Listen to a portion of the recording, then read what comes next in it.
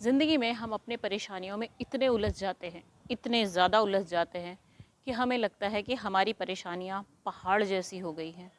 हमें लगता है कि इस दुनिया में जो भी बुरा हो रहा है वो हमारे साथ हो रहा है और हमें अपने अलावा और कुछ भी नहीं दिखाई देता। हम ऊपर वाले से भी यही कहते हैं कि हे भगवान, आपने ये सब मेरे साथ ही क्यों किया।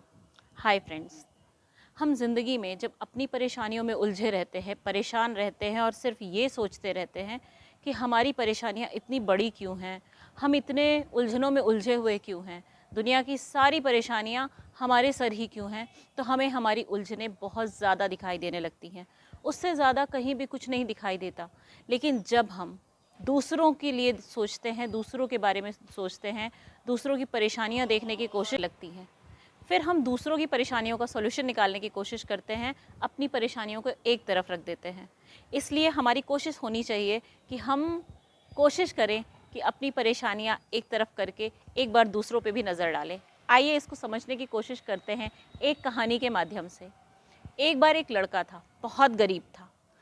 वो रोज़ मज़दूरी करता था और रात में शाम को जब भी आता था वो 4 रोटियां लेके आया करता था। एक पेड़ के नीचे सोता था और वो अपनी रोटी का पोटली वहीं पर रख के और वो स्नान करने, ध्यान करने लग जाता था। रोज़ रोज़ वो यही करता था और रोज़ क्या होता था कि उसकी रोटी की पोटली में से एक रोटी गायब हो जाया करती थी। दिन ब दिन रोज़ रोज़ ऐसे ही चलता रहता। वो कितनी भी मेहनत करता, 4 रोटी से ज़्यादा कमा नहीं पाया करता था और उसमें से भी एक रोटी गायब हो जाती थी। वो रोज़ ये देख के बहुत परेशान हुआ करता था। एक दिन जैसे ही वो आया, उसने देखा कि पेड़ पे बैठा हुआ एक बंदर उसकी एक रोटी उठा के लेके जा रहा है। उसको बहुत गुस्सा भी आया और बहुत दुख भी हो रहा था कि ये सब मेरे साथ ही क्यों होता है, ऊपर वाले ने मेरे साथ ही ऐसा क्यों किया। तो उसने उस बंदर से बोला कि तुमको इतने लोग हैं यहाँ पे, क्या तुम्हें किसी की हिस्से की रोटी समझ में नहीं आती? मेरे पास 4 रोटी होती है, उसमें से भी तुम एक रोटी लेके चले जाते हो। बंदर ने बोला, मुझे क्या पता, जाके बुद्धा से पूछो। लड़के ने भी ठान लिया कि मेरी किस्मत में ही इन्होंने ये सब क्यों लिखा है, मैं अब जाके बुद्धा से ज़रूर पूछूंगा। वो भी निकल पड़ा और निकलते निकलते चलते चलते चलते चलते रात हो गई।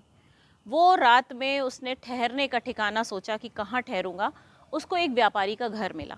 उसने दरवाज़ा खटखटाया और व्यापारी ने दरवाज़ा खोला। उसने बोला, मालिक, मुझे रहने की जगह नहीं है, मुझे रात गुजारनी है, कृपया मुझे अपने घर में रहने की जगह दे दें।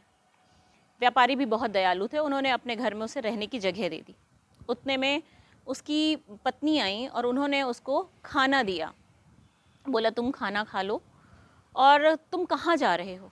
व्यापारी और उनकी पत्नी दोनों बड़ी उत्सुकता से पूछने लगी उस लड़के को देख के। तो उसने बोला, मैं बुद्धा के पास जा रहा हूँ, मेरा एक सवाल है जिसका जवाब ढूंढने मैं बुद्धा के पास जा रहा हूँ, मैं उनको ढूंढ कर अपने सवाल का जवाब लेके ही लौटूंगा।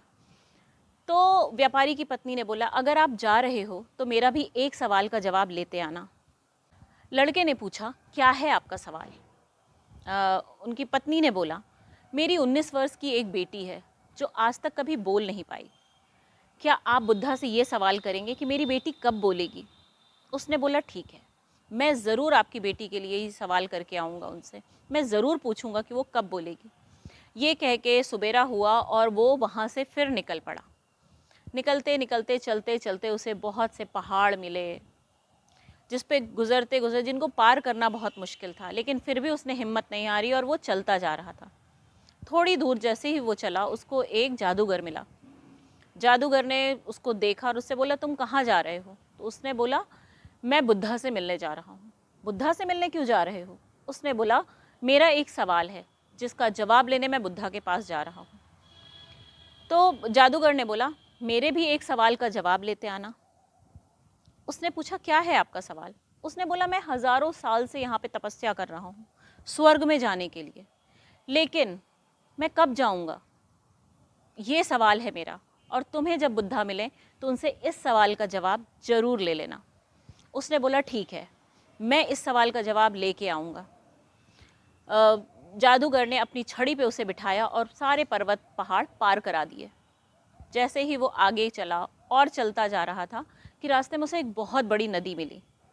नदी पार करना भी उसके लिए बहुत मुश्किल था। तभी उसको एक कछुआ मिला।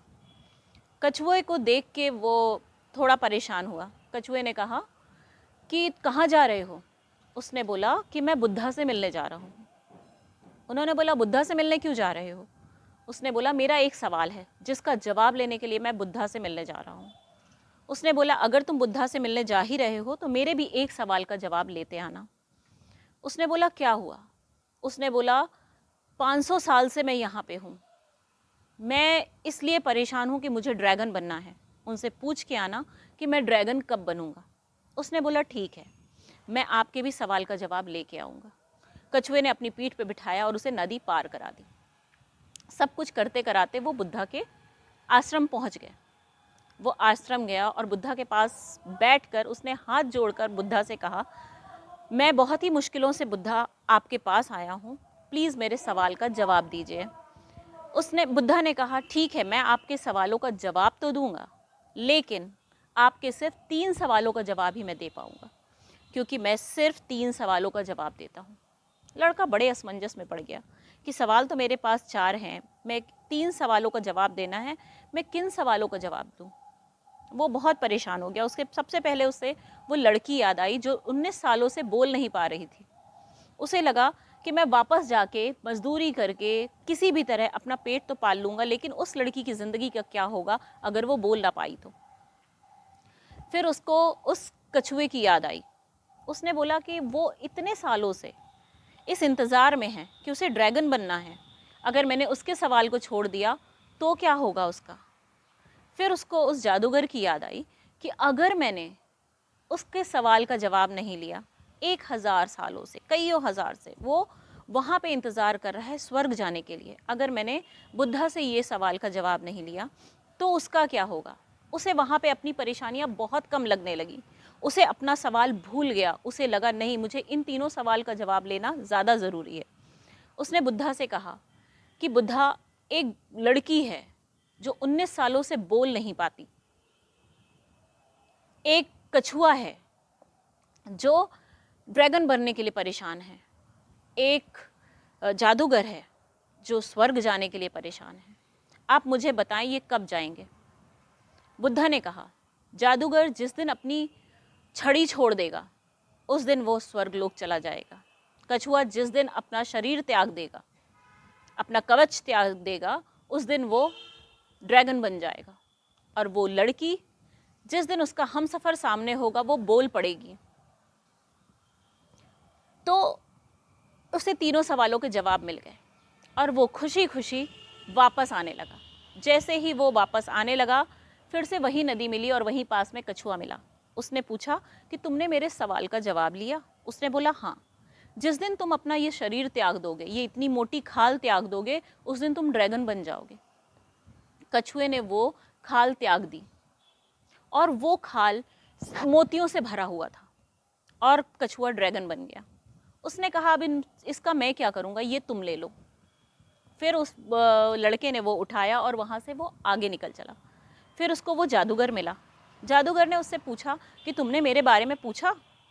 तो उसने बताया कि बुद्धा ने कहा है कि जिस दिन तुम अपनी ये छड़ी छोड़ दोगे उस दिन तुम स्वर्गलोक चले जाओगे। जादूगर ने अपनी छड़ी उसे दे दी और वो स्वर्गलोक चला गया। फिर आते आते वो सबसे पहले जिनके पास गया था, व्यापारी और उसकी पत्नी के पास पहुंचा। जैसे ही व्यापारी और उसकी पत्नी ने उसे देखा, उन्होंने बोला आपने मेरे सवाल का जवाब लिया? उसने बोला हाँ, मैंने आपके सवाल का जवाब लिया। जैसे ही आपकी बेटी को आपके जीवन साथी उसे दिखाई देगा, वो उससे मिलेगी, वैसे ही उसकी आवाज़ आ जाएगी। थोड़ी ही देर में वो व्यापारी की बेटी उसके सामने आ गई और उसने बोला माँ, ये तो वही है ना जो अभी कुछ दिनों पहले हमारे यहाँ आए थे, रात में रुके थे। माँ बाप देख के आश्चर्यचकित रह गए और उन्होंने अपनी बेटी की शादी उस लड़के से करा दी, जिस लड़के ने अपनी सारी प्रॉब्लम्स को एक तरफ रख के उसने दूसरों की परेशानियों, दूसरों के जवाब को तलाशा। उस बंदे को क्या नहीं मिला, कछुए ने उसे बेशुमार मोतियाँ दे दी जिसका बेशकीमती, जिसका कोई कीमत ही नहीं था। जादूगर ने ताकत के तौर पे अपनी छड़ी दे दी और उस व्यापारी ने अपनी बेटी उसे दे दी।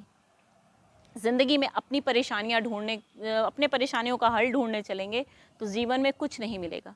लेकिन अगर आपने कभी किसी दूसरे की मदद करने की कोशिश की, दूसरे की परेशानियाँ ढूँढने की कोशिश की, दूसरे परेशानियों का हल ढूँढने की कोशिश की, ज़िंदगी में आपकी परेशानियाँ कैसे गायब हो जाएंगी आपको पता भी नहीं चलेगा। शायद मेरी ये स्टोरी आपको बहुत पसंद आई होगी। पसंद आए तो लाइक करिएगा, सब्सक्राइब करिएगा, शेयर करिएगा और थोड़ा सा लोगों में बांटने की कोशिश करिएगा। शायद वो किसी के काम आ सके। Thank you, love you.